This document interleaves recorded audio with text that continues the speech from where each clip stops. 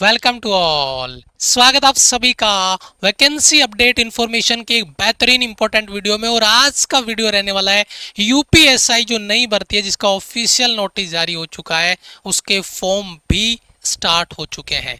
आप ये वीडियो पूरा देखिएगा क्योंकि हम इस वीडियो में रजिस्ट्रेशन से लेकर प्रिंट आउट तक फॉर्म भर के आपको दिखाएंगे।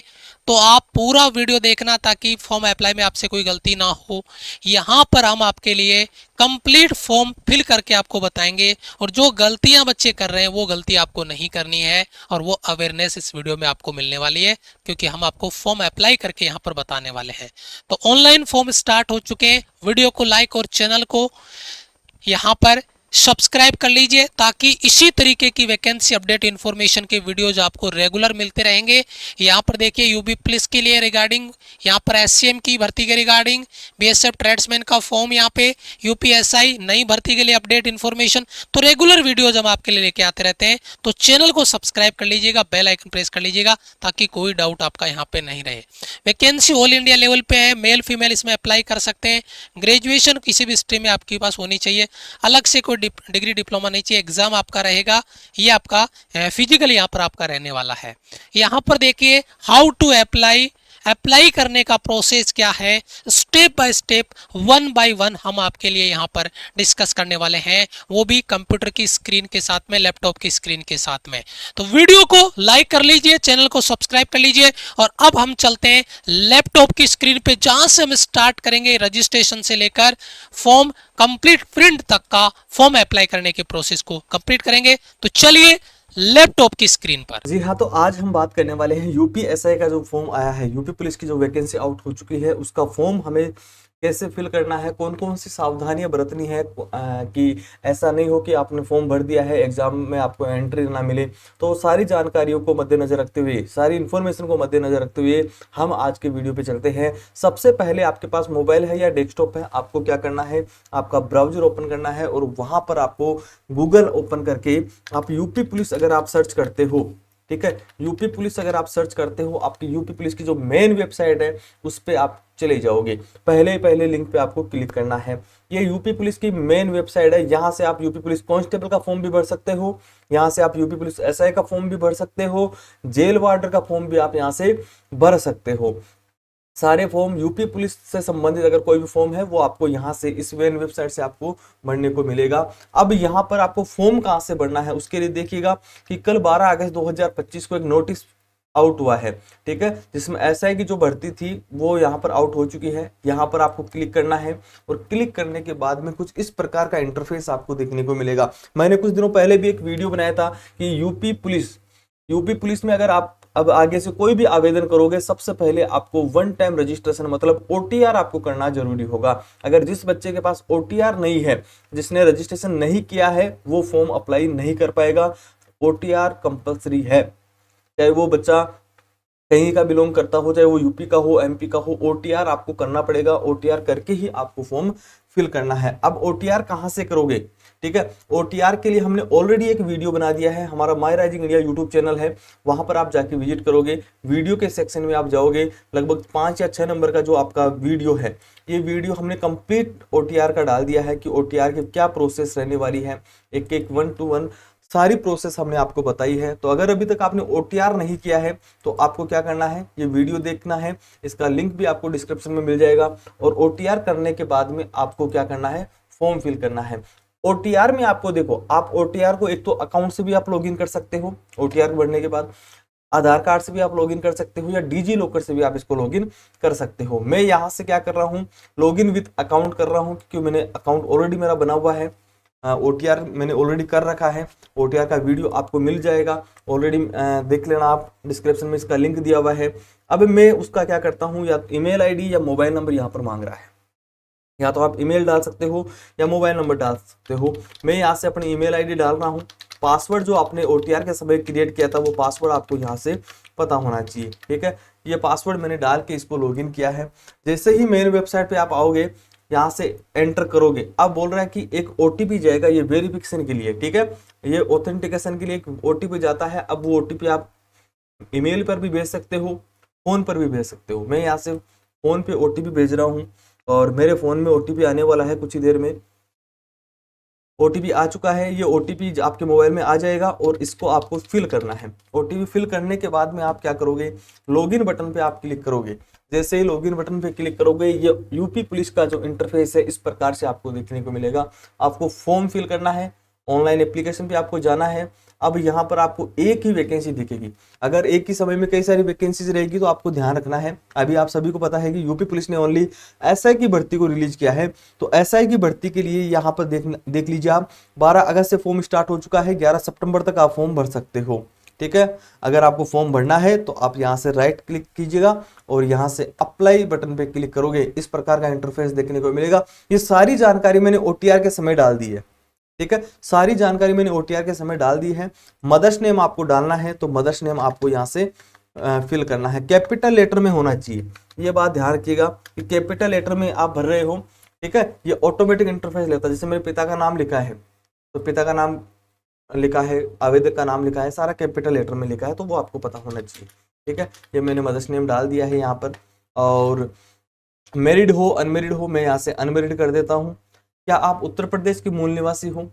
अगर हो तो यस, नहीं तो आप नो करके आगे बढ़ जाइएगा कि मैं यूपी का नहीं हूं लेकिन यूपी के बाहर का हूं। अब देखिएगा, अगर जो बच्चे यूपी के नहीं है, यहाँ पर लिखा हुआ है कि चूंकि आप उत्तर प्रदेश के मूल निवासी नहीं है इसलिए आपको अनारक्षित माना जाएगा। मतलब आप जनरल कैटेगरी में आप आओगे। आपको कोई भी रिलैक्सेशन ऐसा नहीं मिलेगा कि सर मैं ओबीसी में हूं लेकिन राजस्थान से बिलोंग करता हूं।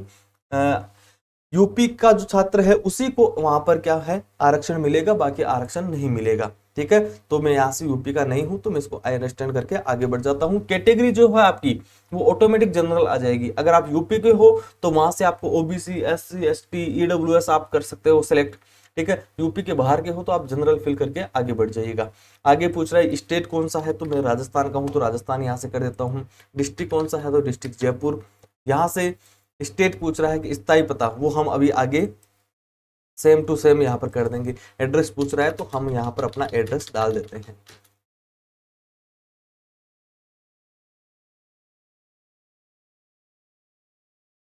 ये मैंने डाल दिया है। पुलिस स्टेशन पूछ रहा है तो पुलिस स्टेशन डाल देते हैं। पिन कोड पूछ रहा है तो पिन कोड डाल देते हैं और यहाँ से एक चेक मार्क उस पर क्लिक करोगे, आगे का जो एड्रेस है वो ऑटोमेटिक फिल हो जाएगा कि जो आपका निवास का पता है और एक स्थायी पता दोनों सेम है, कोई दिक्कत नहीं है। तो यहाँ से आप सिलेक्ट कर सकते हो। अब बोल रहा है कि गृह जिला एवं राज्य कौन सा है, तो सर गृह जिला राजस्थान है, सॉरी राज्य राजस्थान है और जयपुर डिस्ट्रिक्ट आपका। ये आपको डाल के नेक्स्ट बटन पे क्लिक करना है। अब बोल रहा है कि क्या आप उत्तर प्रदेश के राजकीय कर्मचारी है, तो हम नहीं है, तो यहाँ से नो करके आगे बढ़ जाएंगे। अब बोल रहा है कि अपनी योग्यता जोड़ने के लिए ऐड बटन पर क्लिक करिए। आपको आपकी जैसे 10th की क्वालिफिकेशन डालनी है, 12th की क्वालिफिकेशन डालनी है, बैचलर की जो डिग्री है ये कंपलसरी है, ये तीनों आपको डालनी है। ठीक है, ये क्या है, कंपलसरी है, ये डालनी है। मुझे राजस्थान से किया है तो मैं राजस्थान कर दूंगा। कौन से वर्ष में आपने उत्तीर्ण किया है, अब उत्तीर्ण का वर्ष हम डाल देते हैं कि मैंने 2015 में उत्तीर्ण किया है। जो भी डेट है आपकी मार्कशीट पे लिखी हुई है वो आपको डालना है। रोल नंबर आपको फिल करना है। प्रमाण पत्र का क्रमांक मार्कशीट के ऊपर लिखा हुआ होता है। ठीक है, मार्कशीट के ऊपर आप देखोगे सीरियल नंबर लिखा हुआ है, वो सीरियल नंबर आप यहाँ पर डाल के यहाँ से ऐड करोगे तो ये 10th का मार्कशीट अपलोड हो जाएगा। ठीक है, अब आप क्या करोगे, इसको नेक्स्ट बटन करोगे। अब आपको 12th का फिल करना है। ठीक है, अब आपको क्या करना है, 12th का फिल करना है। तो 12th की डिटेल डालोगे। 12th आपने कहाँ से की है, बोर्ड ऑफ राजस्थान से करी है, किस ईयर में करी है वो भी आपको यहाँ से डालना है कि 2015 में मैंने 10th करी है, 2017 में मैंने 12th करी है, तो ये 2017 में डाल देता हूँ। रोल नंबर पूछ रहा है तो रोल नंबर आप डाल सकते हो। सीरियल नंबर पूछ रहा है तो सीरियल नंबर आपको मार्कशीट पे देख के डालना है और यहाँ से ऐड कर सकते हो।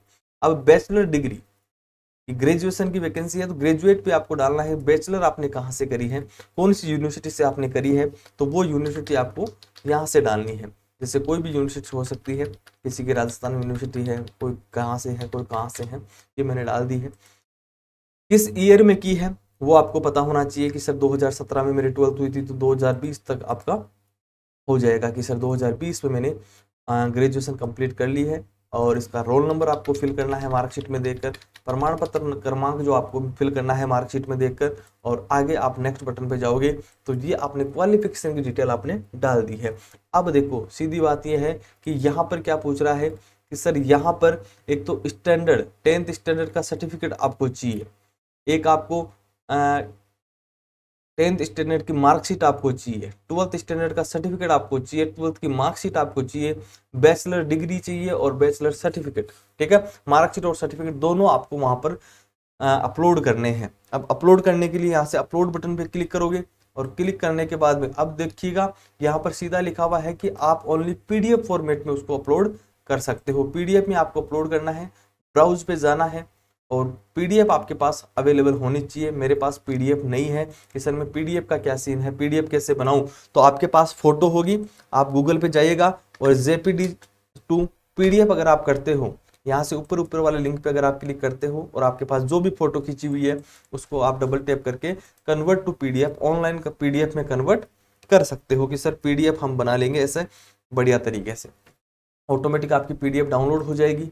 अब आपको क्या करना है, अपलोड पीडीएफ पे जाना है, ब्राउज पे जाना है और यहाँ से पीडीएफ आपकी आ चुकी है, इसको आपको क्या करना है, सेव करना है। ये बोल रहा है कि इनवैलिड फाइल नेम, कि फाइल नेम जो है वो आपका इनवैलिड है, ऐसा फाइल नेम आपको नहीं चाहिए क्योंकि इस फाइल में जो है 1 लिखा हुआ है। नीचे वाली फाइल अपन अपलोड करते हैं, सेव करते हैं और ओके करते हैं।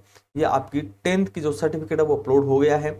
10th की मार्कशीट आपको अपलोड करनी है तो उसको आपको 10th की मार्कशीट आपको सेलेक्ट करनी है और ओके करना है। ठीक है, आगे बोल रहा है कि 12th की सर्टिफिकेट आपको अपलोड करना है तो 12th का सर्टिफिकेट आपको अपलोड करना है। भाई मेरे पास अवेलेबल नहीं है तो मैं वही डाल रहा हूँ, आपको ओरिजिनल डालना है। मेरा पर्पज ये है कि भाई आपको फॉर्म भरना, मैं आपको बता दूं कि इस प्रकार से आपको फॉर्म भरना है। ठीक है, कहीं ऐसे नहीं कि मैं आधार कार्ड अपलोड कर रहा हूँ तो आपको भी आधार कार्ड अपलोड करना है, ऐसे नहीं करना है। जो जो यहाँ पर मांग रहा है वो आपको अपलोड करना है एकदम ईमानदारी से, क्योंकि फिर आगे आपको दिक्कतों का सामना नहीं करना पड़े। ये सारे डॉक्यूमेंट्स अपने अपलोड कर दिए हैं, सारे डॉक्यूमेंट्स अपन ने अपलोड कर दिए हैं।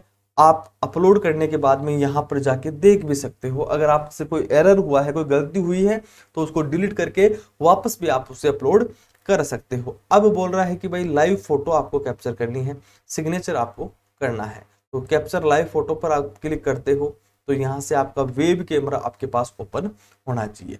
वेब कैमरा होगा तो वेब कैमरे के सामने आप क्या करोगे, अब खड़े रहोगे तो आपकी फोटो कैप्चर हो जाएगी। आगे चलते हैं, कैमरा कनेक्ट करते हैं। तो हमारे पास वेब कैमरा नहीं था तो हमने क्या किया, फिर इसको यहाँ से लॉग आउट किया, अपने मोबाइल का गूगल क्रोम ओपन किया, वहाँ पर लॉगिन आईडी पासवर्ड वहाँ पर डाल के फिर मोबाइल के जो कैमरा है वहाँ से हमने लाइव फोटो अपलोड यहाँ से करी है। सिग्नेचर आपको अपलोड करना है, सिग्नेचर आप अपलोड कर सकते हो कि जैसे ब्राउज पे गए और यहाँ से सिग्नेचर आपने अपलोड किया, जो सिग्नेचर है वो यहाँ से टिक करोगे और ये सिग्नेचर भी आपके अपलोड हो चुके हैं। अब इसको क्या करोगे, आप सेव करके या नेक्स्ट आप कर सकते हो।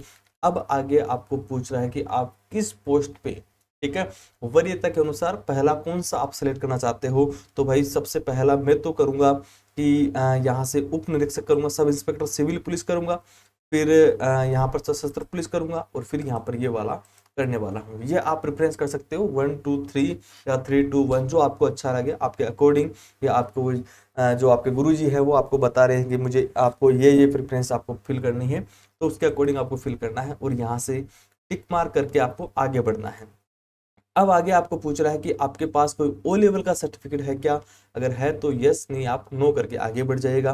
कि आपने कोई टी या आर्मी में सेवा दी है, अगर दी है तो यस, नहीं आप नो करके आगे बढ़ जाएगा। आपके पास एनसीसी का कोई बी सर्टिफिकेट है तो आप यस कर दीजिए, नहीं आगे बढ़ जाइए, कोई दिक्कत नहीं है। यहाँ से जितने भी है सभी में आप देख लीजिएगा, ये वेरिफिकेशन मांग रहे हैं कि कोई भी आपने अशुद्धि वगैरह तो नहीं करी है, सब कुछ आपने सही भरा है। तो ऐसा कंटेंट जो आपको बाद में दिक्कत हो तो वो आप यहीं से अभी भी चेक कर सकते हो। अगर आप सब कुछ सही है तो आपको आगे बढ़ना है। ये जैसे विधवा वगैरह के लिए है तो आप यस या नो आप खुद पढ़ के कर सकते हो। कि कोई आपके साथ न्यायालय में कोई कोर्ट वगैरह में केस वगैरह चल रहा है तो यस नहीं नो कर सकते हो। ठीक है, आपको बर्खास्त किया गया है तो यस नो कर सकते हो। पैलेस कौन सा है तो पैलेस आपका जयपुर है तो जयपुर करके आगे बढ़ जाएंगे। एप्लीकेशन का प्रीव्यू देखेंगे, ठीक है, जो आपने फॉर्म फिल किया है उसमें सारी डिटेल आपको दोबारा से देखनी है। कंप्लीट देखने के बाद में यहाँ से आई एग्री करना है कि मैंने उपरोक्त विवरणों की पुनः जांच की है, उन्हें सही पाया गया है। अब आपको क्या करना है, यहाँ से सबमिट करना है। अगर कोई एरर है तो आपको यहाँ से एडिट बटन पर क्लिक करना है और सबमिट करने के बाद में आपको यहाँ से सबमिट कर दीजिएगा, क्योंकि अब क्या काम होगा कि अब पेमेंट आपको करना पड़ेगा। ठीक है, जनरल कैटेगरी में 500 रुपये आपका कटने वाला है। आपको पेमेंट यहाँ से करना है पे विद SBI और यहाँ से टिक करके आगे प्रोसीड करना है। प्रोसीड करने के बाद में आपके पास कई सारे ऑप्शंस होते हैं, UPI चलाते हैं या आपके पास कुछ भी ऑप्शन नहीं है तो आप QR कोड पे क्लिक कर लीजिएगा।